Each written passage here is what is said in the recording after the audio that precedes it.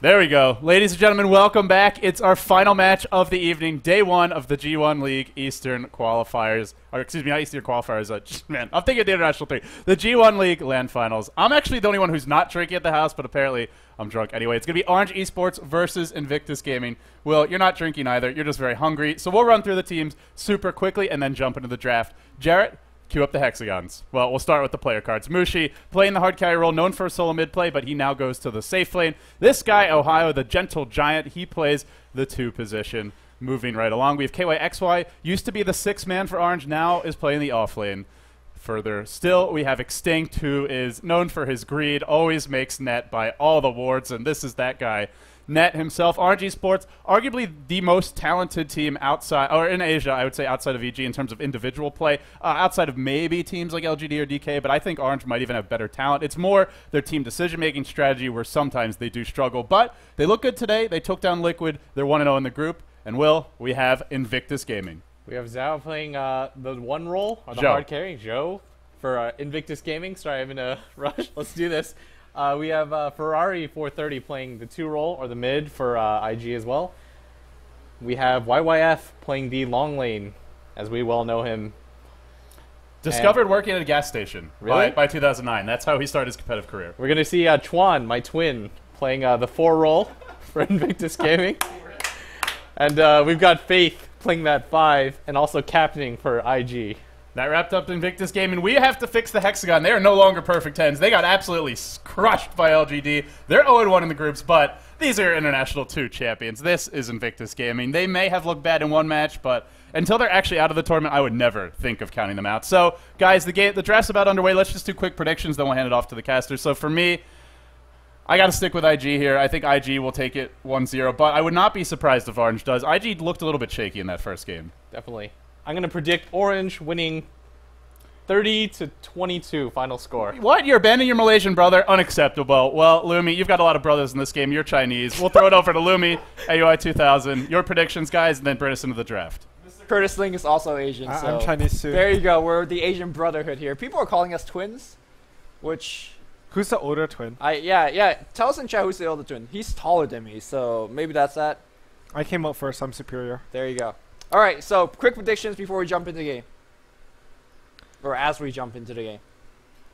Honestly, Sometimes I IG will is IG. always pick IG. Okay. So all right, you're done. I I'm will gonna always pick IG pick as well. IG. Yeah, we're the true Chinese here. We're casting. I love IG. Chinese Whenever I game. want to learn, I watch IG. Sure, fair enough. Same thing here for me as well. It should have been God's casting, but earlier, as you heard LD calling him out, he was actually taking shot with Ben Wu, the Merlini police. He took like 2 shots and just passed out. I don't think he can drink. Look, like Gods have been taking shot every day, right? I'll talk about the draft in a bit, but yesterday we were having a poker game, and you know he got knocked out early because he's a scrub, and then he was trying to buy back into the game, right? So people are saying, all right, how do you buy back in the game? So the end up buyback cost was to take 3 shots and jump into the pool, and this was like 10 p.m. night, so it was really cold. But he bought back and pulled everybody else. So Gods is drinking every day here at BTS. That's how your donation dollars. That's exactly where it's going to. Oh, Jesus. Oh, Christ. And that's I'm gonna leave it at that. All right, but here let's go jump in the game. Invictus Gaming on the Radiant side, first picking Lone Drip banning out Shadow Demon and Darkseer. Meanwhile, it's gonna be Lifestealer and Bat Rider ban. From Orange Esport, and they're gonna pick up Gyrocopter and Nyx Assassin. See, this is what's so weird about some teams. Nyx completely ignored some drafts. Now he's picked in the first round. And this is a pickup that we haven't seen too often today, because it's always banned out Clockwork. I personally love this hero a lot, quite a bit as a support. Your team plays it as a support all the time. Tell us what it actually does as a support, because normally as a support hero, you think about things like Shadow Demon, people that will have natural stuns or natural disables, and they don't work well with a lot, or they could work well with a lot, very little gold. Is Clockwork a very similar hero in that regard, or is he different? He's melee, so that's a big difference so far. He is melee. Cogs are sort of ridiculous. You can break up an entire team fight. He's one of the few supports that can sort of just initiate a completely initiate a fight from half the map away. What's the sock range like? 3,500 with eggs if you ever well, get if you have it, at level 16. Yeah, but I mean that is pretty late with support, but sometimes it does happen. And Cogs is sort of like, if you're support and you trap their hard carry into Cogs, and you have like a Ghost Scepter or Force Staff as Bobo often does, and you lock a Lifestealer in your Cogs for 8 seconds, you win an entire team fight just off that one hero. Rocket Flares is also very good because what Falk does, he's usually the Clockwork player when he's on support. He looks at their team, finds a support, and Rocket Flares them for the entire game. And the end result is they have to go back and heal multiple times. It's never really seen by casters, but I've watched one of the replays, and in one game, the Shadow Demon healed like 4 times from Rocket Harass. Just straight up all day. Just from Rocket Harass. And the result of that is he didn't gank that much. He was very under-leveled, and I killed him like 2 flat cannon hits with Garo. Okay. So, he's also very good in lane. He's surprisingly good in lane as a support. It's hard to dive him, and it's hard to dive whoever he's protecting because of the... Yeah, that's exactly why. I mean, they go on someone, you cog them, and wow, that's a meg. I really hope that IG put a Dragon Knight in a safe lane and put Clockwork mid for stat. Yeah, you were saying that Clockwork just absolutely dumpster against Magnus. It's hard for him to get that initiation because of the Rocket Flare you talk about. It's easy to counter initiate or get the jump on Magnus before with the hook shot. But before we talk about the matchup too much between Clockwork and Magnus, I want to ask you a little bit about Gyrocopter. You could hook in, you could cog him, but he pops BKB. He has a flag target right in front of him, and everybody's getting basically cleaved. In general, Gyro is very good versus Clockwork. One of the reasons, similar to that Batrider Meg thing, where Batrider pulls one back, Meg gets an easy RP, Clockwork hooks in, Gyro gets a really easy ulti. One of my favorite things to do is I have a Clockwork on my team, I have a Divine Reaper Gyro, I hit my own cogs. Because you hit a creep, it dies in 1 hit. You hit a hero, it dies in 2 hits. But if you hit cogs, they always last 3 hits, they don't move. You can get your 6 attacks off very quickly. 2 cogs, shift kill it, easy hits. You can also do it against the enemy Clockwork just as well. I want to say that Clockwork also does pretty decent against Garo throughout the early mid game, just because he does give you that gank option. It's actually really hard to split push as someone like Gyro against the Clockwork, which is really what you want to be doing as a 1. You want to be relieving some pressure from your team while getting farm. But sometimes you're like, oh, TP's coming in, let me just waltz away, I'm quite fast, I have my phase drums, whatever, and then boom, hook. Yeah. And then sure, he calls you, sure, you have Rocket Barrage, 660 damage is a lot, but it's not saving you when it's a 2v1. Yeah, it's a very, very good point. I mean, if you think about some of the top tier supports, who are some of the supports that could deal with BKB carries? It's a Shadow Demon with the Purge, it's a Rubik with some good spells being stolen. The often forgotten support, it's Clockwork with the hook, have 2 spells that go through BKB magical immunity. The Clockwork cogs will cancel TPs when carries are trying to BKB TP away, but seems like we perhaps spend a little bit too much time on the Clockwork pick. Let's go back to the rest of the draft. Well, I just want to add one thing. One more point about Clockwork. Yeah. Go ahead. His 2 things with BKB are AoE, and his calls can hit BKB targets multiple times. Sure. I've seen it so many times where a BKB target hits twice by cog, and he just autoed the fight. So that's gets bounced back and forth, and the BKB charges are gone by then. I mean, if you guys can't tell, we really like Clockwork apparently, and I think he's a really fantastic hero. Okay, we'll see what kind of fantastic work he could do for Invictus Gaming today, and they need this win, right? They're already down 0-1, lost the game previously to LGD and to the V-Bird himself. Meanwhile, Orange Esport picked up their first game against Team Liquid, so they're on a pretty hot streak. But the bans are on the second stage: Queen of Pain, Keeper of Light, and Juggernaut for Invictus Gaming. Meanwhile, Visage. Oh no. Oh no, Sand King and Rubik being banned. Now, shouldn't you be happy seeing bans? Because that is a ban. I'm gonna go get God and get him to cast it. Because right, you're done. You're done, right? I'm pretty much done at this point. There's no Visage. I mean, we need expertise about the Lone Druid and Gyrocopter. Orange banned him. Go IG. I was already cheering for you. Go like IG times 2. If you guys can't tell here, this is very impartial casting going on, and yeah, no bias. It's not like I really like IG and Visage. And Ato sucks. I can't believe that Blitz actually cheered for Orange Esport. Didn't he say that it's the his long lost brother or something like that? Yeah. Yeah. Well, we're gonna see a wannabe Visage. It's gonna be Jakiro. He's like Visage, but 2 heads and no power. Like, you know, like you have that like scale. It's like brawn to intelligence or something. And Visage, he's just all like super strong because he has 1 head, and TG has 2 heads. Not strong. Yeah, I don't know what reference you're making there, but hopefully somebody out there would know. Jakiro is going to provide the AoE support, decent in terms of pushing alongside Dragon Knight if he has a Liquid Fire. But how does he actually work against Gyrocopter and Nyx Assassin? I feel like he might not even be that good of a pickup. Or is this a pickup so that Orange Esport don't get it? Because Jakiro plus Magnus is kind of dangerous to go up against. You could get Wombo combo instantly. I mean, I don't think it's so much because, as we just saw, they picked up the Leshak.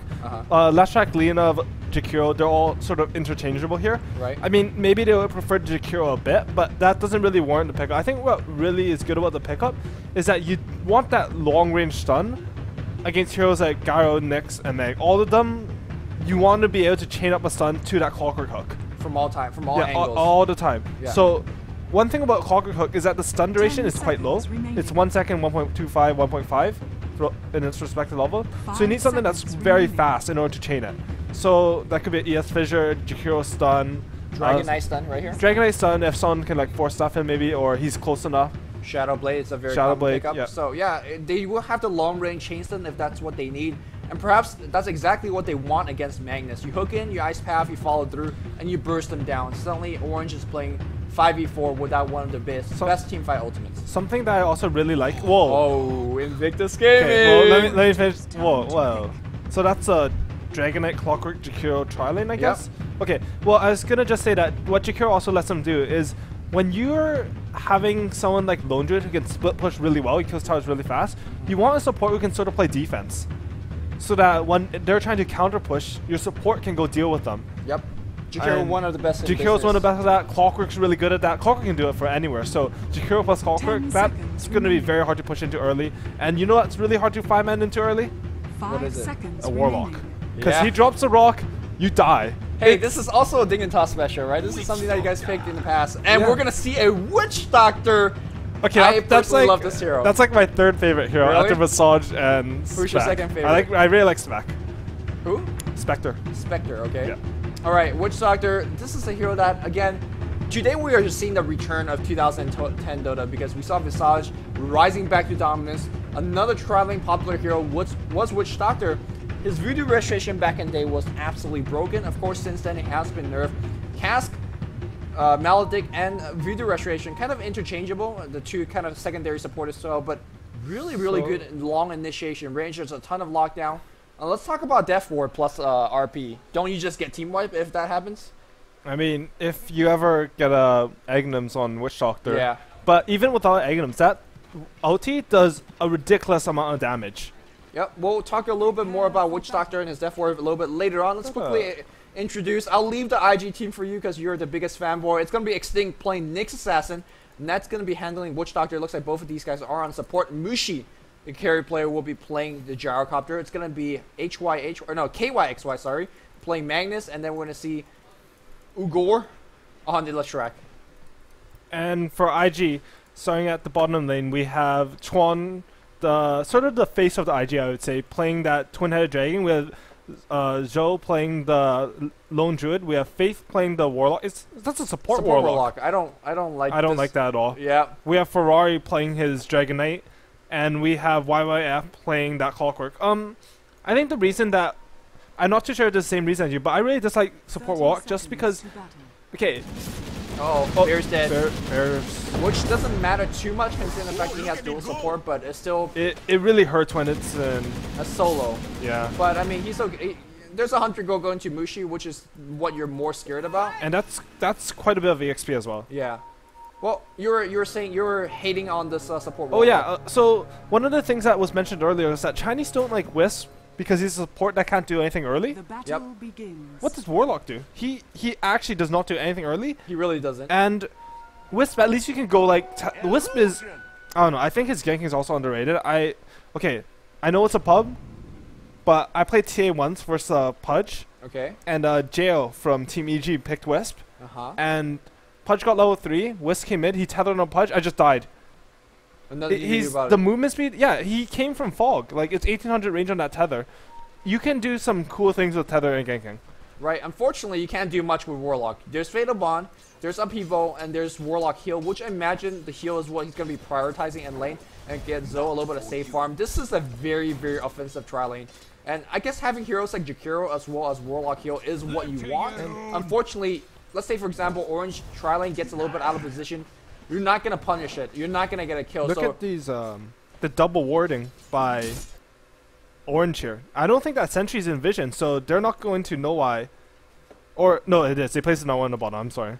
IG is the first team I've seen that has put the correct counter ward placements, I think, actually. Yeah, well, unfortunately, Faith might actually pay as a result. He's going to eat a couple of stuns to the face. He hasn't spelled his actually first skill yet. He won't have heal if he wants to actually cast it right in fog. He will use salve and back up. Oh, do you see what that did? Oh, I didn't see it. You're talking about later. He has tango through from this path. What? That is another next level He underground tangled through railroad. so he could cancel the salve. And if Zoe had a bear here, this would not be that bad for them. He could be laning for the Celestia and dominating. But since he doesn't have a bear, Leshrac can lane fine. One matchup that we haven't really talked about is this Clockwork versus the Gyrocopter up at top. I actually feel that Clockwork wins this lane. Well, it really depends on how, I guess, lucky or skillful you are with the cogs. I've seen them pass where if you accidentally trap the Gyrocopter within the same cog with you, you give up first blood. Whereas if you get the cogs correctly, you push them away, drain their mana. And then YYF, you can see Jones doing just that. You got to be very careful. The tower is going to be focusing on Mushi, which is good for YYF. But you got to be very careful. In terms of where the thing is right now is that Mushi, sure, he has boots. He's doing quite well in the lane, but out of mana. He has 0 mana. Yeah. And Clockwork, once he hits level 4, I'd say he has 2 in batteries out. He now has kill potential. One more thing is that Clockwork gets out Bottle. I think it's so underrated when side lanes are like the ability to just get a bottle as your first item. Like Gyro doesn't really want a bottle as a first item, but he needs boots so that Clockwork doesn't have kill potential on him. And then he doesn't really want that bottle as a second item, but he might need to get it. Well, here's the thing that you might be a little bit disappointed about is that actually Clockwork is leveling up the rocket. He got on level 4 at that point onto battery assault. I personally think, I'm not too sure whether this is a big coincidence because Clockwork has a very versatile skill build. Yeah. But every time I see a support Clockwork in the Chinese scene, they max rocket flare by 7, which I'm not sure about it. Obviously, this is a long lane Clockwork, so it might be a little bit different. I mean, I really like that second point battery assault just because it gives you solo kill potential. But max rocket is actually pretty ridiculous as a spell overall. It gives vision, it gives spam, it's global obviously. It's really decent. And bottom, they're actually killing his bear again. Yeah, second time here. And Zoe... That's 80 seconds. Yeah, without a summon. Again, this lane not really going to do too much. I'm actually confused how that's happening so much. The bear goes up to last hit, it gets I mean, they can't send by paralyzing cast.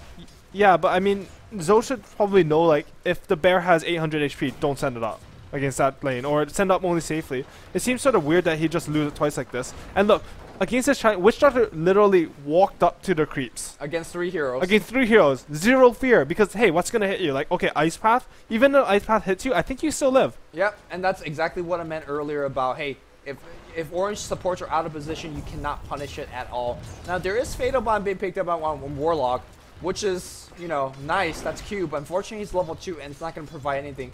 And you were talking about why you dislike about Warlock not being on the kind of solo mid-row. I really want him to get farmed quick, get that level 6, and start putting pressure all over the place. Because you know that Warlock Ultimate has a long cooldown. Anytime that you're not using it is value lost. Also, he becomes an insane all-to-win hero in my book once you get the Aghanim Scepter. And when you're playing support Warlock, you're not going to see that. And especially against Orange's lineup, like, they don't have the split push to just run around against Warlock. If Warlock got that Aghanim Scepter, they have to beat 2 golems as Orange. That's really hard. I must say, I was okay with IG's draft, but I feel like this draft has been a bit weak, and the laning has been weak. The draft itself is fine, right? Yeah. Meanwhile, solo kill potential up top. Sorry for missing that kill. It was just a level 1 battery assault. Clockwork could not even being missed, and Clockwork traps and getting the kill. You could kind of picture how it happened. He basically just outreached in the Gyrocopter because he was able to get his bottle, and Gyro has to get boots. Unfortunately, Gyrocopter not exactly your best bottle thrower out there. Gyro actually got a bottle too, and he still got outreached because his bottle is a bit slower. YYF, I think he got a bottle croft maybe? I'm not too sure why that solo kill happened, but it's Dota. Sometimes stuff just happens. Yeah, maybe the mid lane needed the bottle a little bit more, and as a result, Gyrocopter kind of got the short end of the stick up top, and getting a solo first blood like that, excuse me, is a big deal. Suddenly your Clockwork could get a teleport scroll and maybe assist on the bot lane, but more importantly kill mid. If he didn't even need to use hook to get the solo kill. Yeah. That's the most impressive thing. I think you're absolutely correct with that. The mid lane needed to ball control more, because if you look at DK right now, he got the rune. Yep. So that sort of allowed Clockwork up top to get the faster bottle crow, which is actually quite important. I really disagree with Mushi spamming this rocket on YYF. This is the second time that he's using the homing missile. That's 240 mana just to do what, like Well, 110 damage twice. As we see, Dragon Knight going to be using that Invis rune all the way, but he popped his Invis in a very, very deep. Look at the Centaur being dropped. Are they going to turn on him? Yes, they will. What a play here coming out from the orange support. But the Ice Blast is going to hit on 3. And look at the Dragon Knight Dual Breath as well. Flame Breath coming out as well. Net is going to go down, and DK will get healed up. That's what Faith does for you. They're going to try to dive. They're not going to find the kill. But what a return play here from IG. But that was still a good play from the orange support. Did you see how much damage that Flame Breath from DK did? Or Breathe Fire?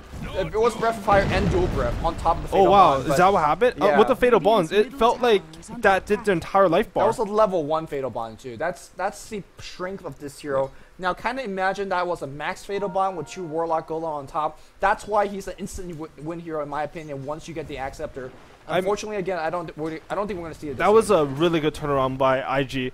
And that was with like sort of the best case scenario for Orange. I mean, I feel like I really like a point in Edict, and I don't think he needs that 2 points in Split Earth versus that IG lineup. I mean, he has a Witch Doctor and a Nixu setup is done, so you can hit that level 1. I feel with a point in Edict, they would have been able to kill that DK.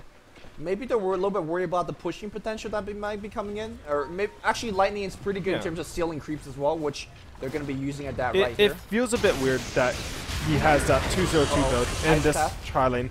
Well, that's one thing that some of the Singaporean / Malaysian team likes to do when they like to, like Yamate for example plays carry Leshrac a lot, and when he plays a carry Leshrac, he likes to prioritize Lightning a little bit early on, because it allows you to harass a lot, allows you to farm more. So yeah, I think Lightning was fine. I don't, the 2 in Split Earth just seems weird when they have so much setup, but the Lightning is actually very underrated in my opinion, or sometimes overrated, sometimes underrated. Sometimes you see like teams that they go Lightning every single time when they need the push, and sometimes you see teams that really need the anti-push and the nuke and they just go no Lightning. So it's sort of a weird hero in that he's pretty versatile. It's sort of similar to Clockwork, I guess. And YYF's TPing. Yeah, he has on his the ultimate. bot lane, he's got level 3 battery assault, so the damage is right there. The hook shot is already there as well. And let's see if Orange support. No, it looks like they don't. Clockwork hook from across. There's an immediate tango as if they needed it. YYF's going to secure his team. 1 more kill. No Fatal Bond necessary, no heal necessary. I think you could transition into a push here if you're IG. At least push until Leshrac comes back, which never mind because he's back about now. Yeah. I would I'd really prefer them to just go back. Oh, one more thing, that orange ward does not block the pole. You need it to be a bit more to the left.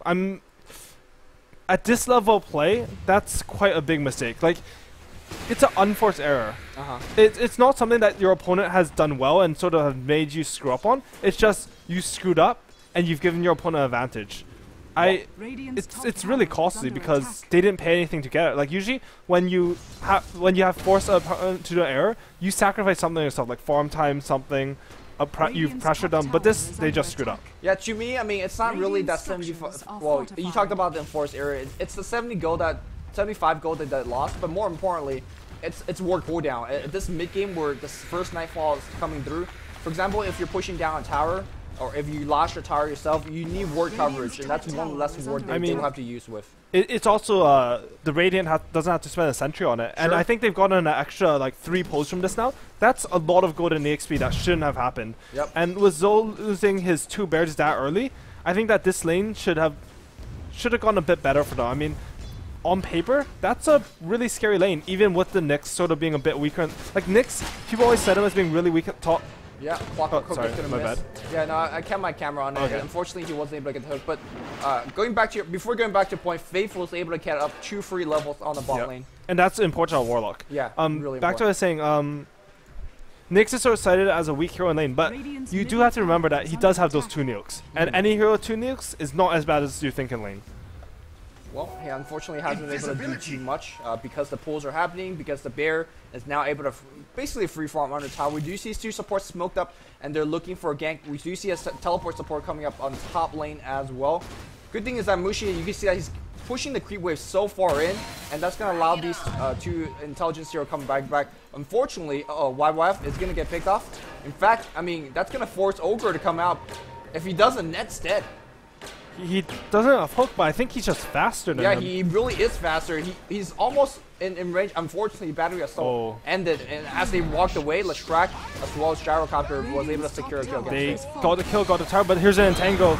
Oh, looks like Dragon Knight's gonna follow through. It's gonna be a call down's gonna hit onto Mushi, however, has died. The cast is being so annoying. It's a literal chainsaw on a couple hero. Clockwork Hook, it's gonna hit right on Net. Unfortunately, Net, where's the Cogs? No Cogs, mono on cooldown, but 430 in position to get Breath of Fire. That's a double kill. Ben Wu, calm the fuck down. Wow. Radiant's bottom tower is under attack.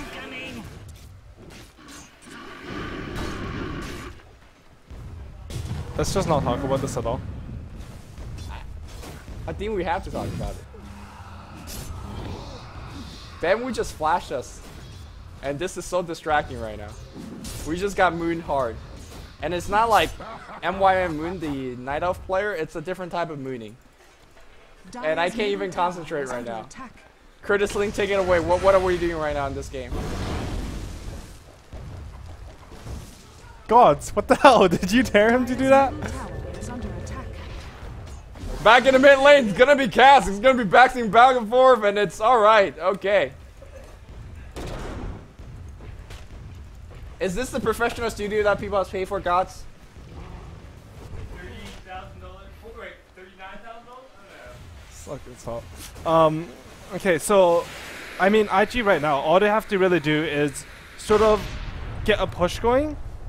Exert their they just need to secure map control now, basically. They have the hero to do it. I think they're waiting for the armlet on Lone Druid to really make something happen. He's relatively close, 750 away. After this camp will be like what, 600 away. DK is about to get his drums, I believe. They're gonna hit a slight early mid game. I would say it is still early game timing push where they can't be stopped. They have that Warlock Golem, they have the DK out, they have the Lone Druid. They take those towers down really fast, and Orange can't contest. Well, here's the thing though. Magnus has himself a Blink Dagger, and I think right now Orange wants to use that first Blink when the Radiant does not know about it. They're smoked up, they're coming right in. There is no Sentry on the mid lane. Mushi could apply a little bit of pressure. In fact, oh no, smoke gets revealed. They ping out KYXY. It was a nice idea, but now the execution has been a little bit off, and as a result, they now know what's up. They will be relying that Warlock Go as a counter-initiate mechanism, and YYF will be constantly looking with them with those rocket flares. That was really unfortunate. Hook's gonna miss, and now forward 30's gonna come in. The RP's gonna hit onto. What is the mistake coming up from IG? And it looks like Warlock's gonna get picked off as well. They knew the Blink was there. The Clockwork Hook's trap is gonna talk to people. Magnifier doing a ton of work as a result. Ogre's getting low. Ice Trap's gonna hit on Net. Trying to get a kill on Ogre. Ogre's gonna get a split over him. And now suddenly it's a meltdown against IG. IG had perfect information, and they just play very, very poorly there. What the hell happened? Warlock didn't get his golem off. Yeah, I mean, why was he so forward? That's my question. 430 was... I almost feel like they didn't know that Meg had a blink, even though they had saw him. more than enough time to stun. And Skewer in mid. I mean... That... IG Dota, guys. They're playing like Mineski. That's the biggest flame I could ever throw on IG. They're not. They're still winning this game. I mean... They're still ahead this game, I feel. I don't know what to say. It wasn't as big of a lead as definitely they had 5 minutes ago, for example. Yeah, for sure. And the thing is, their team composition was sort of like, hey, if we go mid right now in a 5v5, we really can't lose. Like, Warlock is the one hero you expect to never get caught in RP. Right. His Golem has ridiculous range. Like, the cast range is so far that you would never get hit by it. And then the AoE is... What is it, like 600 radius or 600? He's almost working with like I want to say 14 to 1500 cast range. Yeah, it's a lot of range, and I'm in disbelief that happened. Yeah, and now suddenly your tier 1 tower is very low. Bushi's gonna pop his double damage, force out a glyph, and looks like they're gonna be challenges. Well, glyph is gonna force out, and as a result, maybe they're gonna hold and defend. Maybe they should have glyph a little bit slower and deny that tier 1 tower. But in any case, Orange being slowed and stopped at this moment. And yeah, IG is on the 5-4-man mid plan, but unfortunately, they're not getting anything done. They're taking way too long to actually get this push off. They can't push. Silver has no bear. Zoe is on the bot lane. He's farming away. And I just don't feel like IG is playing a really good IG game right now. I mean, that was really their one big mistake this game. Well, and what it's really done is it's evened up the game, because before this I felt like IG had a free win. Now Orange is in a pretty decent position to actually... They're looking for more. They're looking smoking. for more right here. Yeah. They have RP up. It's a level 2 RP, which is actually important after that nerf. 2.25 seconds, not always enough to get like really perfect screw off. But now KYXY smoke as the spell, and looks like 430 is gonna get initiative, but the hook Cast is gonna rock. miss as well. He's waiting. Oh no! He jumped into the ice path. Fatal Bond's gonna be used. RP has been used on the back lines. YYF is low. Zoe is very low as well. Mushi unfortunately gets focused by 3 or 4. It's just a comedy of error almost. Ice path's gonna hit. You talked about the long range initiation, the long range follow up there as well, and it's gonna be a win for IG, but a lucky win, I gotta say. Blinking into the Warlock ultimate and blinking into the ice path as it's being casted. Not exactly where the Magnus player has signed up definitely for. was a bit weird. I mean, maybe Orange just felt bad for them. I don't know if they that's really the idea here, as we see net coming in. Oh, The cast bouncing off to the Warlock Golem. He's gonna get skewered back in the tower. The Post Nova, the Ice Path will try to do something. He's gonna get a kill on net. He's now focusing on Ogre. Unfortunately, the Maledict really jammed it home. This is weird. What is weird? IG's making so many mistakes. It's just weird. Their play is usually Pristine and clean. It's like you're like, this team, I don't know how to beat them. But now there's 4 of gaping holes in their like, place. Ferrari, I've never seen him run into a cast like that. Maybe he just never plays against Witch Doctor because that hero doesn't get picked. But that's really not an like, you have to know. Oh, maybe he thought the Golem. Okay, so there's a bug where the cast wouldn't bounce off magic immune targets, BKB and stuff like that. So maybe he thought that was still in play, and it went off the Golem. He just got surprised by it. So that sort of explains it. But you have to expect these top tier professional players to know these mechanics. Yeah, they'll know the small differences. This is an important part of Dota. I mean, at the very least, they do get the deny at mid tower. But Zhao died with his bear down again. Yep. He's just finishing his armlet at 18 minutes, and this is a short lane farming bear. And again, to me, it doesn't look like IG's exploiting the map impressively. Earlier, I think in the previous game, you were talking about when you're defending a push, you have a hero farming in the other lane to take advantage of it. Zoe was kind of doing that earlier, but as a result, he teleported in and died. So, didn't get too much farm. It really is weird because, I mean, this is like sort of one of the rare team conts where you don't need to do that. You sort of just want those 5v5s to happen. So when they 5-man push you, you're just like, yay, let's just take it. It's like a gift. Because you have Warlock ultimate. You have Warlock ultimate, you have a lot of stuff. But like that team fight was just weird. Clockwork missed his hook. Meg blinked into the ice path.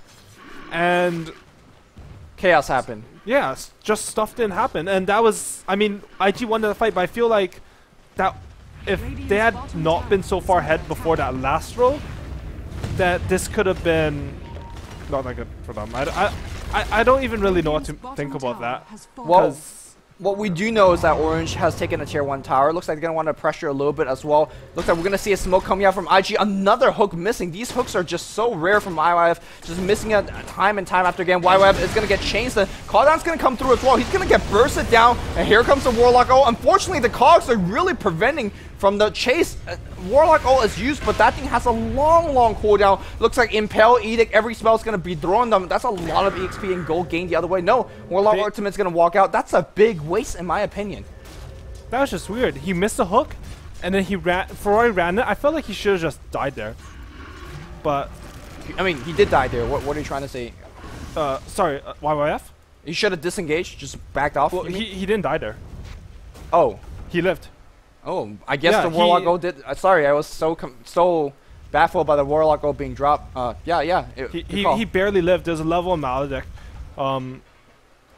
I feel like he missed a hook and he's like, oh no, I have to make something happen now. So he sort of panicked, which for such an experienced player, like YYF, like he's frequently quoted as the best offlane player in the world. Best player in the world. In the world. Yeah. But he just, it felt like he's like, oh no, I need to make something happen. We use a smoke.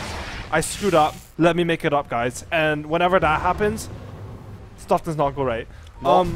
Something else I want to just talk about really briefly is that I feel like Maledict is actually not that good a spell on Witch Doctor. I feel like in order to hit Maledict, you have to get really out of position as a support, and that causes the skill to be not that good. And they get to deny in the bottom tower too against the Lone Bear. I mean, a lot of people out there would say as a counterpoint, well, I mean, if your allies is providing you the wombo combo chain stun, if you hit the 5-man RP into 5-man Maledict, right, but it doesn't matter if you have the Maledict. Yeah. If you fade a 5-man RP, that's the argument. But here comes the chase of Orange. They're looking for Impale. They would have it right now if they want to use. There's no Warlock Ultimate Ice Path. It's gonna whip, and now they're gonna go on Chuan Splurf. Impale is gonna fall through as well. Where's the call down? The call down will not hit. No, it will, because Chuan stays, and he's gonna pay for it. hurt big time. They're going to chasing a little bit more Faith down to about half HP. The Impale, or the Splitter is going to hit as well. But here comes the DK Dragonite. He's looking for a couple of stun Impale from the Nyx Assassin. It's going to fly. There's so many Impales. In fact, when I dare say there's so many Impales, there's only one. I'm just confusing Impale and Splitter together. There's just a lot of stuns. There's just a lot of stuns, yeah. They all really have stuns, and yeah, I mean, quickly, I'm gonna check the item progression because there's a lot of chaotic team fight, and my friend Curtis Ling here has been confused about how this game is dragging on. So double overclock on the Radiant side, going for 2 BKB, or a BKB and an Axe Scepter respectively on Dragonite and Clockwork. But I want to get your quick opinion as we see a 4-staff up on Magnus after Blink Dagger. What do you think about Leshrac going for a Bloodstone build? Do you think this is a worthy gold investment, or do you think you should get something a little bit more supportive for the team? Oh, Extinct's gonna come right in. Ice Path. It's gonna hit. And it looks like they have canceled each other out here. But yeah, what do you think about Bloodstone? It's not bad. I don't like it. I don't think it's the best item on Leshrac.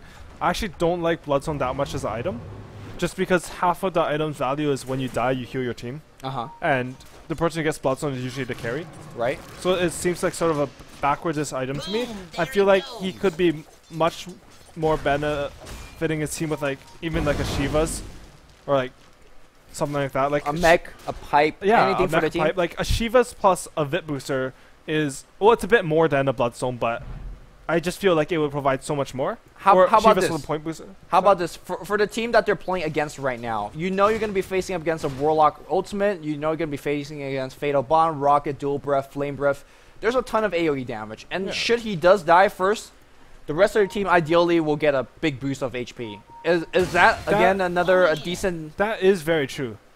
I hadn't even really considered that he would die, but I mean, I feel like he won't be the first to die. Like when you have a Bloodstone, you want everyone to be so hurt. Oh, top lane. They're gonna be focusing on right now. Okay, XY is gonna actually get disabled by the Clockwork Cook. It's gonna be a big rock. They are gonna pick him off, and now Mushi trapped within top. This is more like it, what we expect out of YYF. But it was really a great play from IG in the first place. They used one of the oldest trick in the book, which is send Zoe in the front line to farm, and then you back up with the 4-man smoke gang behind, and that's exactly what we saw. Now they're going to transition to a tier 1 tower push. Even then, I'm so surprised that Ferrari uses BKB. He didn't even take damage in that fight. Yeah, he didn't even need to.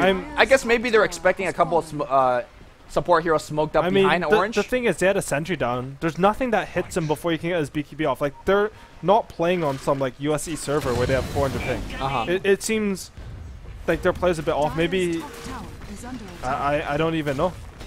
Well, it wasn't exactly the most optimal play, but at least they've got a tier 1 tower out of it.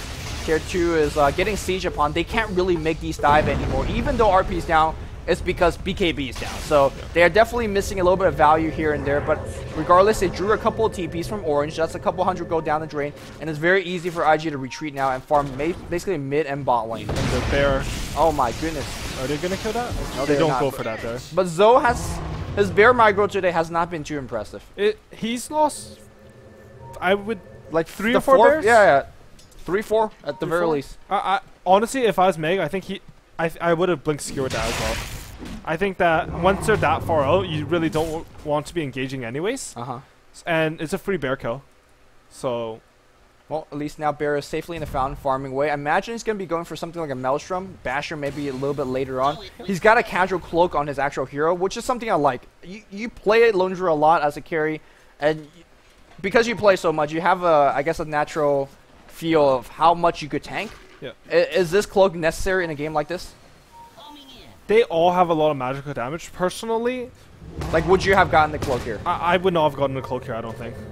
Just you rely on positioning instead of getting caught by RP? I feel like they have a lot of magic damage, but the lone druid shouldn't be the one getting hit by that. But then Zhao, he plays his bear a bit differently. Like, I've read somewhere that IG plays a 1 protect 4.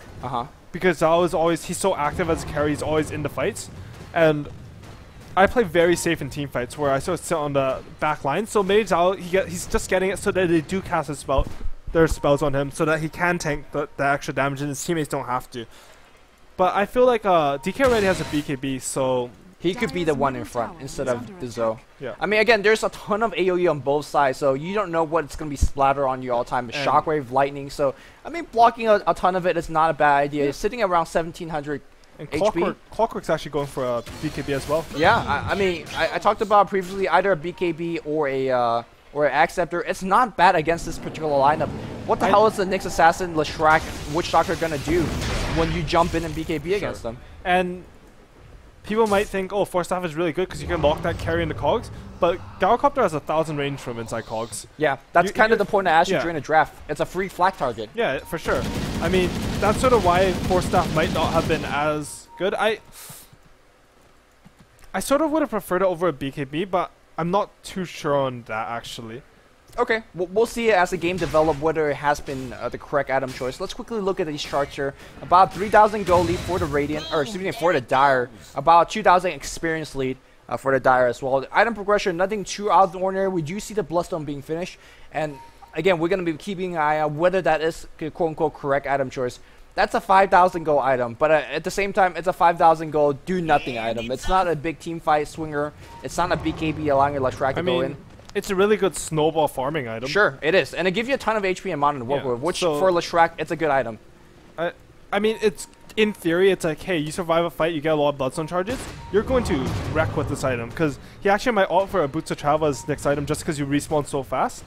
And you're really mobile, you can afford to spam that mana, push out all the lanes. I mean, neither of the teams really have... Well, actually, IG has pretty good anti... Well... Neither of the teams are really good at dealing a split push, I should say. I mean, you have the Clockwork Rocket, maybe the sort of hook from the fog, but it's not like exceptional. You don't have something like I don't know what deals with split push really well. Yeah, well, West CK. Yeah, I mean, Bloodstone is fine. It's just that in a very low kill game like this, you're not gonna be kind of snowballing out of control with Bloodstone charges. And they're pinging Roshan. Well, Rocket Flare already checked it out, and they will know if Roshan is going to be gone upon. And they definitely have the initiation range. Do you really want to fight a Roshan fight, eating a rock in the middle, getting Fatal Bond, cogs are everywhere, there's a BKB, DK, which, by the way, they don't really have a good answer to. These sentries from Orange, it feels like they really want this Roshan, but it's a bit weird just because they're standing there and they rocketed Roshan, meaning that they sort of have to know that RG doesn't have a ward there. So, I mean, it's sort of a safety thing too, though. Like, they might have just rocketed it. Even though they do have a ward inside there. From the right side. With Sure. Most of them, they didn't know that. Like, they wouldn't know where the ward is, so they might think that the ward is a bit more down and they didn't see all of them. So, and sentries aren't that expensive. Witch Doctor's not the most item-dependent support, although if he can get items, he's actually really epic. Yeah. Yeah, I like mean, all those MOG 420 420 swag. YOLO swags. And yeah, those videos, pretty good. I mean, and we need some web dub in here when he does get that ultimate off. Actually, I haven't seen one of them just yet. On the flip side, how his Faith has been doing? He had a kind of a poor ultimate on the mid lane where he got caught out. Also, the ultimate early to save the Clockwork. Maybe not the best. Generally, when Warlock ult, you win team fights. We haven't seen that yet. I mean, it's generally like that, but Orange has a pretty strong team fight themselves.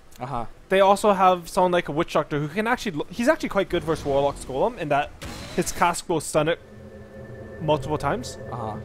So IG's going for this 5-man bottom. It looks very strong, but who knows, maybe they clump up for an RP or the fight doesn't go their way. I mean, Nyx, Leshrac, Gyro, Meg, which are all... Hook. It's going to come right in. Good BKB is going to be used, going to be focusing on Extinct. Extinct, however, very tanky on the back line. Mushi flat canning away. Warlock Oak gets dropped. Nobody cares. And here comes the RP. That's going to be on 3. The split of the Impale. Everything to follow through. And that's a 4-man team wipe. Despite the ultimate being dropped, Chuan's going to be the only survivor there. Wow, I did not expect a team fight fighting like that. Normally you say you push against a tier 2. In order to defend a tier 2, Orange you have to fight against a choke. The Clockwork Cogs was in the middle of the choke. Unfortunately, nobody actually hit Mushi at all. He was BKB on the sideline using flag, and everybody just died. It feels like I'm not watching IG. I've never seen them clump up for a RP during its fight like that either. Usually they're very good about that. Usually, Magnus dies before the team fight even happens because Clockwork finds him, dislocates him, and just kills. It also felt a bit weird in that Clockwork hooked in. He saw the Nyx, he saw the Meg. I think he hooked on the Meg, right? No, he was on the Nyx assassin. I think he got the Nyx. I think he hooked on the Meg, but he went for the Nyx after. Really? which was really weird to me. Okay, I'm pretty I sure think it should have. have. So either miscommunication or just poor judgment by That- YYF.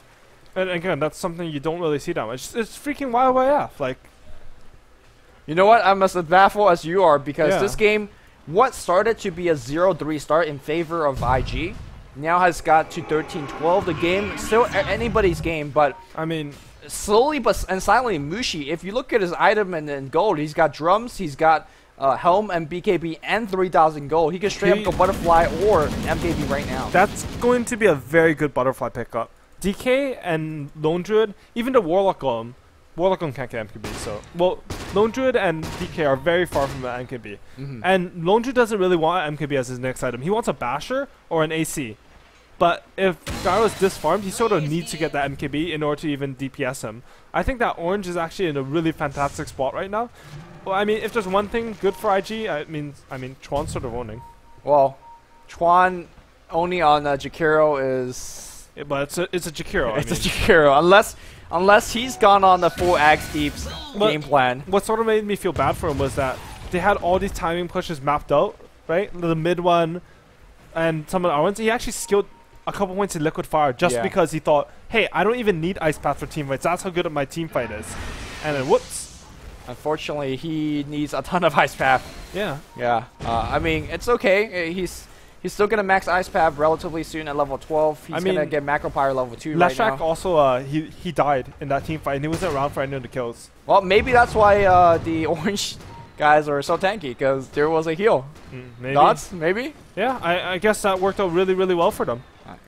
Because that actually is a really big heal. How much is it? Yeah, what is the exact math on this one? It's like it's like 700.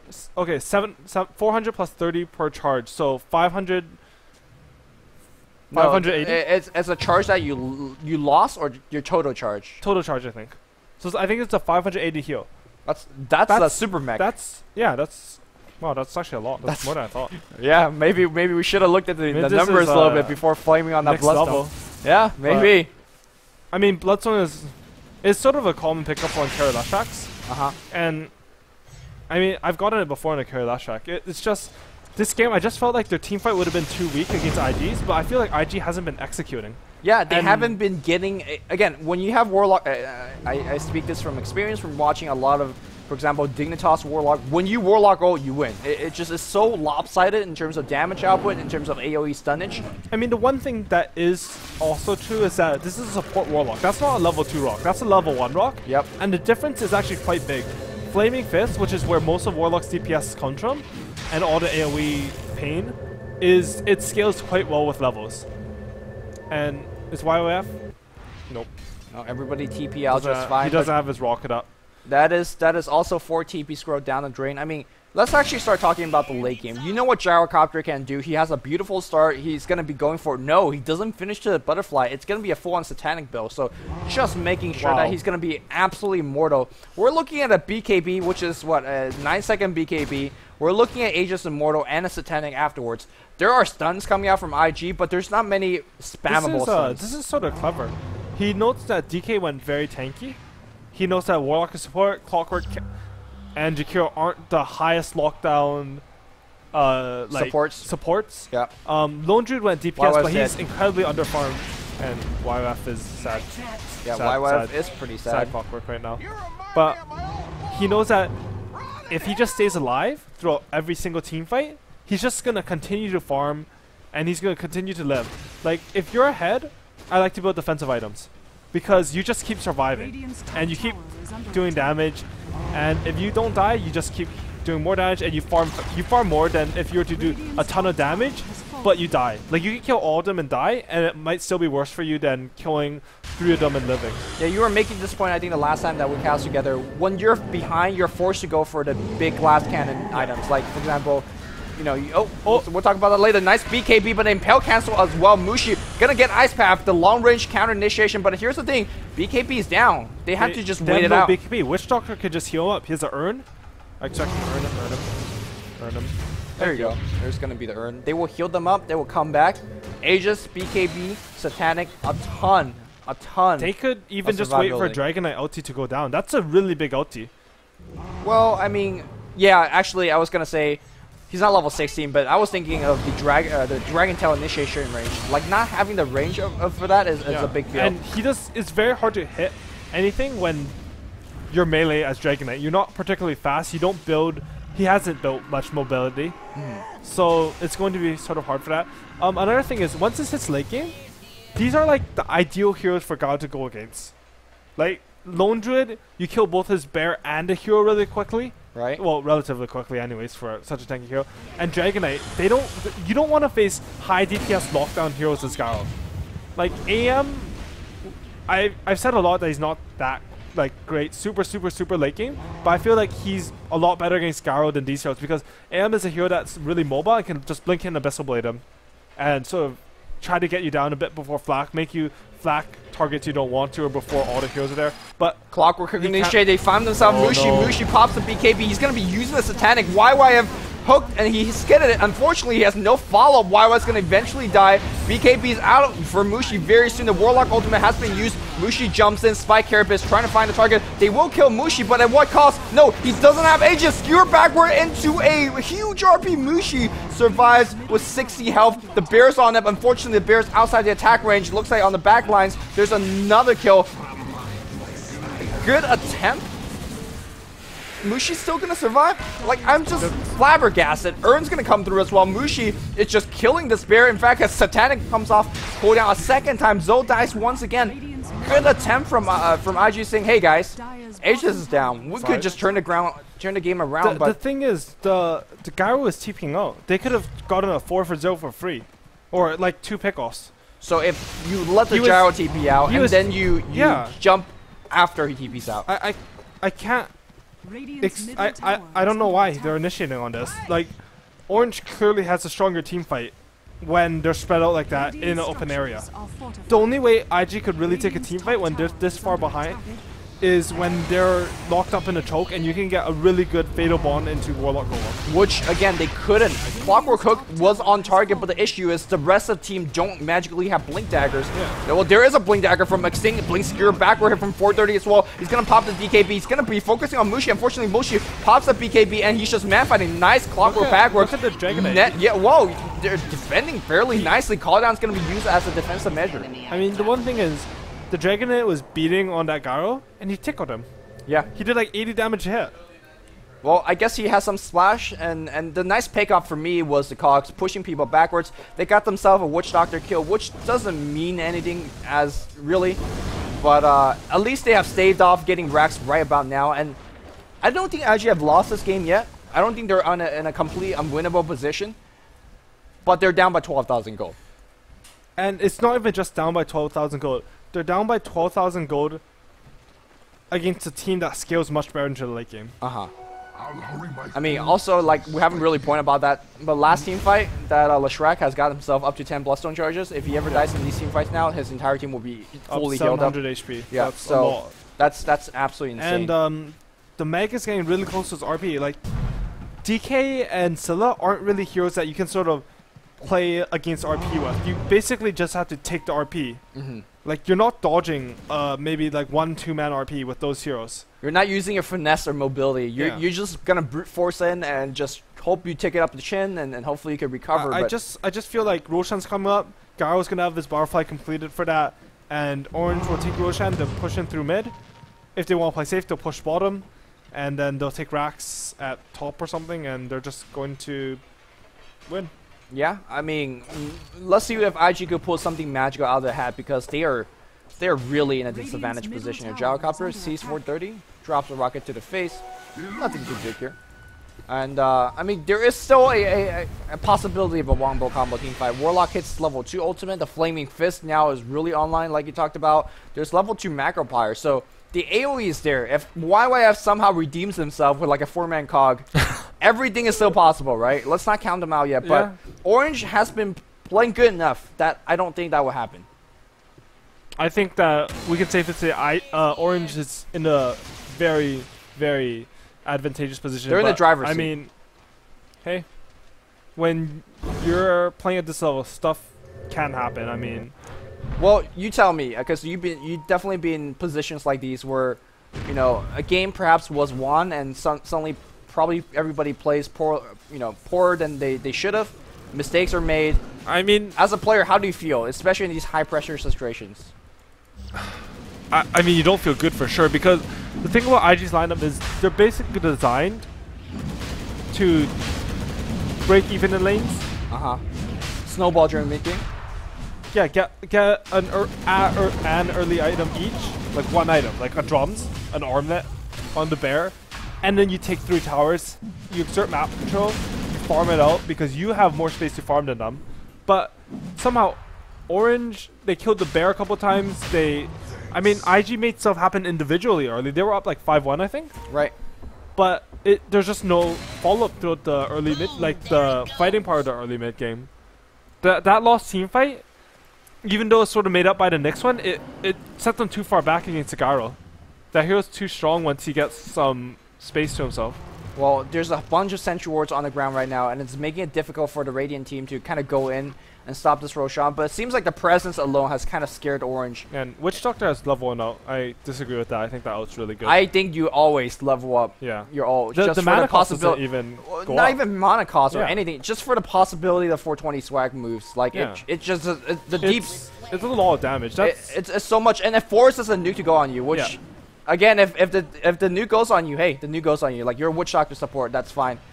But you haven't really answered my question, though. Your team is playing very poorly. Looks like they're trying to do a big round smoke. Look at these amounts of Sentry Ward. I gotta say, holy fuck. you start getting desperate, and you go for these big 5-man smokes like these that really don't work out that well. Like, look at the positioning of Orange right now. They are so ready to take a fight from either side. If you go up that ramp, you're against Sagaro. If you go from the flank from the side, okay, you go on the Witch Doctor, you're probably going to blow a bit too much on them just to get them out of the way right away because you're initiating on them.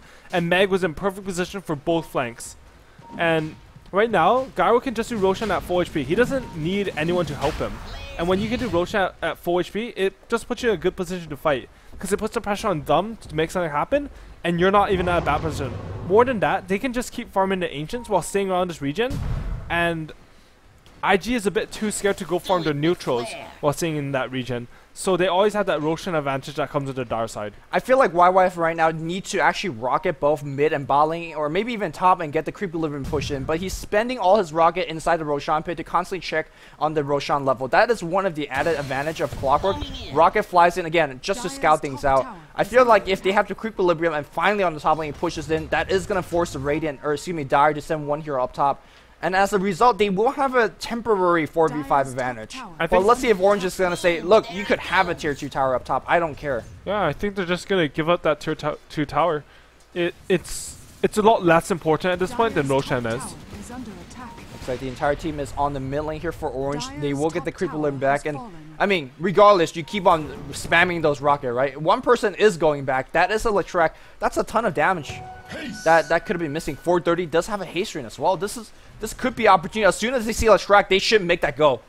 I mean, he does have a... Looks like they're going to find himself. Mushi, where's the RP coming in? Shockwave, Ice Path. The Rock's going to get jumped. They want to burst him down, but the... Oh my god, the Force F, and now the Cogs making a big divider. Here comes the Witch Doctor, doing absolutely jack squad. That's why he didn't level it up. Well, if you plan to miss it, and now the re-engage is right there. Where's the jump from the Magnus? No jump just yet. They're going to focus on Mushi once again. The root is there. They're going to get the kill. 430 finds himself a kill. Gyrocopter has to buy back. There is no BKB though. A big win for IG, I think. But Dragon Form is running out. BKBs are down. There is no Inferno Rock Golem from IG. I think you could take the Roshan pit fight now if you're Orange. They still have RP. I mean, they have RP. You don't have Golem. Clockwork, Blink Impale coming out right through it. Extinct's gonna get blown the hell out. Mushi, BKB somehow coming second there. Another 4-man RP into the YYF 4-man Cogs. I didn't know Friendly Fire was on, but damn, that was some pretty good Cogs against your ally. Zoe's gonna get picked off. That is a full team wipe. No buyback, no TP to teleport to the towers. And looks like they were not even caring about the Roshan. We might see IG getting the first lane of Rax. And I just don't think IG will have anything as a return. They could even rotate up top and get the second lane of Rax. You counted. We both bet on IG, but IG is not playing the IG Dota that we know right now. Well. And the thing is, this is so smart that they chose to push mid. Because they can force... You can sort of assume at this point... Well, actually, I think they might know that Syllabear doesn't have 2 bears. Or he didn't have a bear up. But you force the buybacks, and then you back up, you take Roshan. because the other way around, Qs are already respawning. They don't need to use their buybacks. Right. So basically, you get the best of both worlds. Yeah, you get the both worlds. And I mean, this is sort of a minuscule, but your token lasts a bit longer. So I mean, I guess it sort of matters because 6 minutes is surprisingly short in Dota. Yeah, especially when both teams dancing back and forth and not. The Gyro has sort of hit that 3-item core I talked about: the Butterfly, Satanic, and Beacon Raid. There's no reason he wouldn't buy it. Buybacks on CD, so we should see that coming. He even has Aegis. That Gyro, he hit a bit later than I thought he would, so there is a chance of MKBs coming up, but he's still ridiculously farmed him way ahead of everyone else. Well, he's got a drums on top of that, so maybe why the item builds are a bit slower as usual, but it's just as effective. There's a Scythe of Ice also picked up here on the Leshrac player. We have double RP online now. Magnus has one up on himself. And if you look at the item progression and coming out on the Radiant side, these are the items that you'll pick up 20 to 25 minutes in the game. It feels like IG hasn't actually got an item for the last 15 minutes. And because of the item deficit, even though all the Raxes are up, again, unless you hit some 4-man cogs into Fatal Bond Rock, into Macropyre, I just don't see how Orange will lose. Even with all that happening, unless you can somehow, like this Gyro, it's so hard to kill him twice. You basically need to hit that 4-man cogs on everyone but the Gyro and have him like standing a bit too far away from the fight to get everyone a flak, and then 5v1 him twice and barely win. Yeah, I don't know. If you're lucky. RNG. Yeah, this is definitely a tough game. We generally don't see IG in a spot like this. Although LGD gave him a good thrashing early on. Orange looking to do the same. I mean, Orange, their start has been a little bit shaky in this game, but previously they were able to take a game off Team Liquid. They're also making a very strong running for a top finishing place here in the G1 League LAN Final in the seeding. And how surprising is it? After day 1, Alliance finishes 2-0. Orange has a possibility of finishing 2-0. IG, possibility of 0-2. That, I mean, if you're betting that on odds, it would be like, what, 100 to 1? Yeah, is this real life? I think that's the question that... I mean, Leshrac has a Hex now. That's going to be pretty big. And I feel like the gem from Orange is a bit late, but now they have one regardless. I feel like when you're that far ahead, you want to exert map control a bit more. And the Cogs, Ice Path, they're slowing down the push, but I don't know if they can really stop it. Yeah, well, they're pushing him back and forth. Mushi doesn't care. He's simply because he's got a ton of item in the world. He's going to be slowly working on the Rax, flat cannon being used. Ogre stepping forwards. I mean, at this point here, it doesn't matter who you jump on, as long as it's not a 4-man cog. Here's a rocket, scout things out.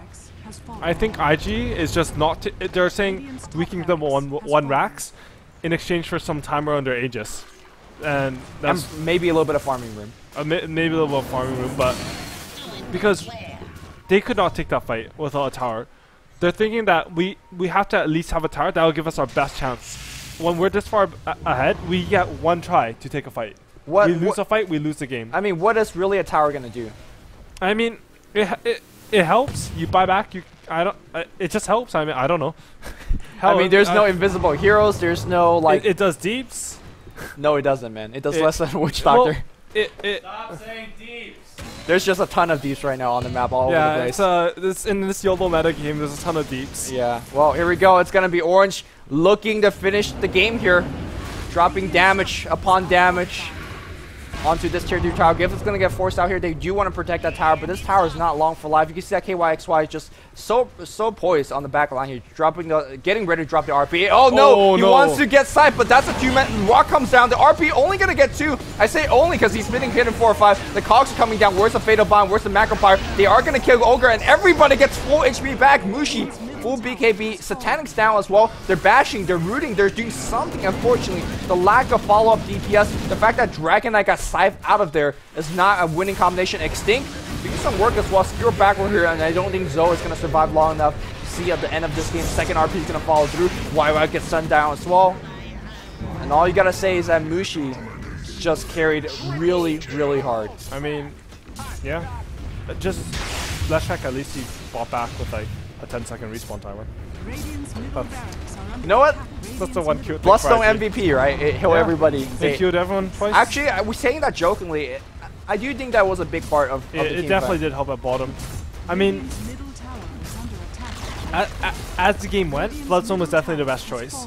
Well, they were just- also snowballing. pretty Yeah, hard. we just didn't think the game would go like this at all with that type of AoE on IG.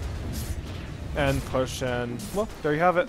Yeah, I felt it was really good play by KYXY. I mean, YYF just did not have the performance that you expect a Clockwork to have. Generally, you see the Clockwork jumping onto the Magnus every single time, and there was a couple of kind of critical jumps. Remember that team fight that they lost the tier 3 tower up top? They smoked up as a team, and they just chased, because they knew the Aegis timing was running out. That's when Orange said, we have to back off as well, because Aegis is down. They went for that team fight. Mushu was close to death multiple times. Just couldn't kill him. Just couldn't kill him, and I think the game was turned at that point, and as a result, it was a victory for Orange. Hi, welcome back. I'm Luminous. This is Curtis Ling or AOE 2000. Disappointing performance from IG. Yeah, I mean, I watched IG to learn. I wouldn't watch that game from them, so that's how I. Well, sadly, you have watched that game. Well, maybe we have learned a little bit about Bloodstone. Yeah, maybe. Bloodstone in that situation pretty good. Well, and as the apparently Witch Doctor, I think that's his 100% win rate. You shouldn't level up your ult because that actually didn't do anything that entire last game. It is just such a confusing game for me, honestly. I felt like both teams did not play at the level which I would hold IG and Orange to as a standard. You think Orange even play poorly? Looked fine game to me. I don't think they played as well as I don't think that they played as well enough to win G1 in this game. Okay, fair enough. That's how I felt. Like, Gyrocopter got first blooded. I felt that Lashrak's skill build situation was a bit off in that bottom lane. What else happened? Well, they gave away a couple of kills on that bot lane when they shouldn't have. They were actually sort of getting, I want to say, just outplayed for the first little bit when IG had that. They had a really good lead on them, 5-1 with this sort of 5-man pushing lineup. Like usually when you have a pushing lineup, 5-man lineup, you sacrifice some of your lane dominance in order to get that extra like oomph to your push. Like heroes like Dragonite, they're not the best in lane, right? Support Warlock. Yeah, support Warlock. Yeah. They don't give you that early game prowess, but they definitely push later. So IG having a lead like that with that strategy, they should have just won straight off that. They didn't. Well, as the two dejected Chinese agents, Chinese brothers here, IG did not win. We'll pass it back to the analyst table where there's a ton of white power there. Well, we're happy about how one of our teams did today, Kevin, of course. The Alliance did fantastically. That was the story for today. For me, was the Alliance, a lot of people thought they had the potential to do really well in this tournament, but after what happened at the International 2, where we saw a lot of very strong Western teams, some of which did really great in the group stages. You remember CLG 6-0 on day one of those group stages. Didn't play the strongest teams. Then when they started to play the Asian teams, struggled a bit. And it was really Na'Vi the only hope for sort of the Western teams. Today, we saw the Alliance looked really strong, and they did it against some of the top Asian teams. Yeah, they did, definitely. The first game they played against... Or team, I should say, not team. Who was the first game that the Alliance DK. played against? DK. Okay, I watched that game, and Alliance did super well.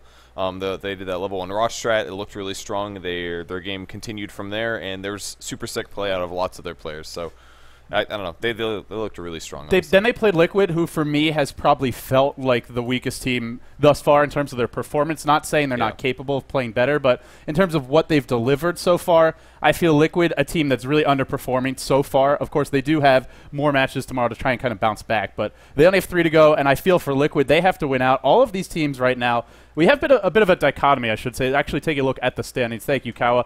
There are 3 teams 2-0 who are looking good, almost certain to advance into the next stage, unless they just tank the second day. You have those 3 teams that are 0-2, Invictus Gaming, DK, and Liquid. These teams all but have to win out in order to secure a spot. Only assuming that, say, those top 3 teams each win a game or so, you look at these bottom 3, only one of them is likely to make it out. So it's going to be a tough road for Invictus Gaming, DK, and Liquid. It's a bit of a... I was expecting to see more 1-1 teams after day one. I was not expecting to see this kind of a dichotomy, but it sets up a really interesting and exciting day number 2. Yeah, I mean, even the idea that IG could get eliminated over these other teams is crazy. Mind-boggling. I mean, as of 3 days ago, IG was still on the top of the game, but watching them get O2'd by Tongfu and then losing 2 matches today against teams that we thought were probably inferior, it's really surprising. It was actually 2-1 versus Tongfu, but yeah, point still stands. IG, they have lost 4 of their last 5 games, if you could count just the individual individual games. And 3 series in a row. This is a team who went undefeated for 6 months. And I know a lot of people were criticizing their Hexagon, saying they were ridiculous. I mean, it's pretty fair to say IG was playing nearly perfectly up until this tournament, up until the Dota 2 Super League. They won the G League convincingly with all the top Asian teams. They're obviously your International 2 champions. Even though they fell in G1 League Season 4, they did really well up until that. They've performed well in every other smaller event they've played in. It's a team that's been very consistent and beating all of the top Asian teams, but they struggled today. They looked a little bit lost, to be honest. And I mean, sort of going through some of the other storylines for today, we have, so Liquid, I feel the team who's underperforming the most. You have LGD, the other team who really stood out to me as a potentially team that could take first in this whole tournament. They're actually the defending G1 League champions. They looked really strong today in their 2 games. I feel out of all the teams, as well as Alliance played, especially versus DK, I mean, Alliance was the most creative team, the most innovative, and kind of showed the most ability to surprise us with their strategy. We know they play well, but we don't expect these crazy, level 1 TP to the tier 1 mid go for Roche strats. But in terms of just raw execution, I felt like LGD was the most polished team, just smashing their way through IG. Yeah, I mean, as well as how many DK. kills did they hold them against? Like 15, 17 kills before they even gave IG a single kill, and that was super amazing. We didn't. It was like I think it was 21-0 or 20-0, and then they gave up 1 kill. The chat, of course, goes ballistic and starts. Like, oh man, they got 1 kill, guys. LGD disband. But bunch of noobs. And they took care of business against the Chinese teams. It will be their fellow Chinese teams. It will be interesting to see how they match up against these Western teams, and even Orange, a Southeast Asian team, a team that is a little bit different in terms of play style. So we look forward towards tomorrow. Alliance currently 2-0. They'll be playing Orange, LGD, and IG. I feel that's hard to say. I feel like they're going to take at least one of those games for sure, possibly even more. We actually have our schedule for tomorrow. Do we really start that early? Yeah. Is that 6 p.m.? Yeah. Okay, so that's actually 18 PDT, guys, which is, oh God, trying to do this math at the last second. It's 3, is it really 3 a.m. CEST? I think it is. 3 a.m. CEST, and then that's going to be, oh God, is it 6?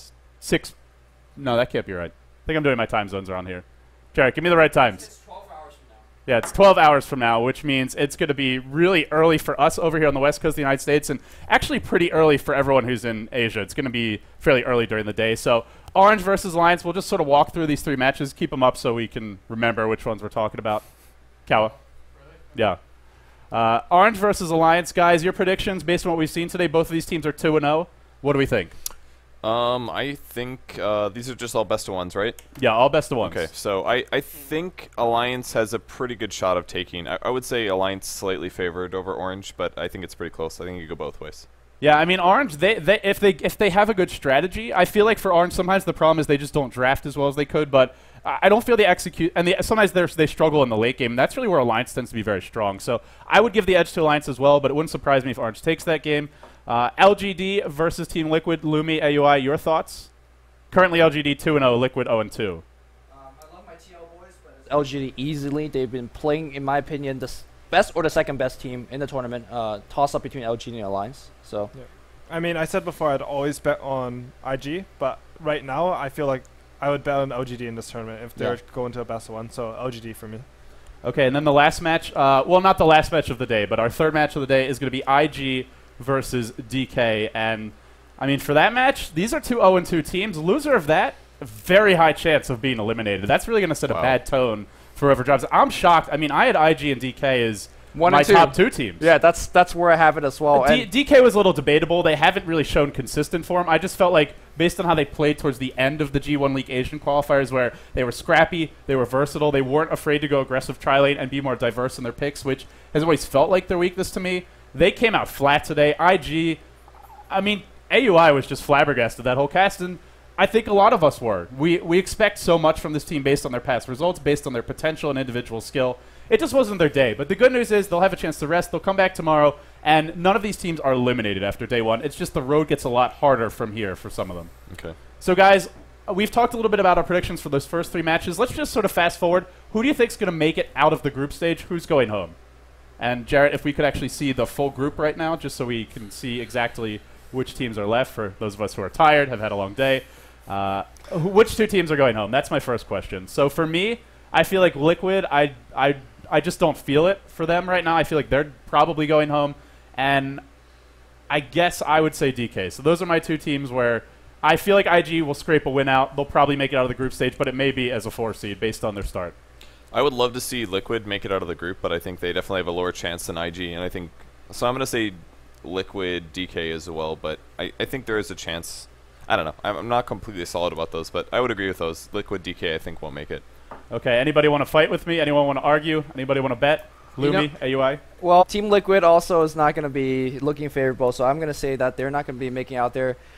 Unfortunately, I'm going to say IG is going to be the other team not making out, because as badly as these O2 team were playing, I think DK actually played better. DK had a very close game with Alliance, impressive play. The second game against LGD, well, they didn't actually lose against LGD, they lost against Visage. I'm sure we agreed that. Yeah. And nobody could beat Visage. Visage is 16-3. There you go. So broken tier.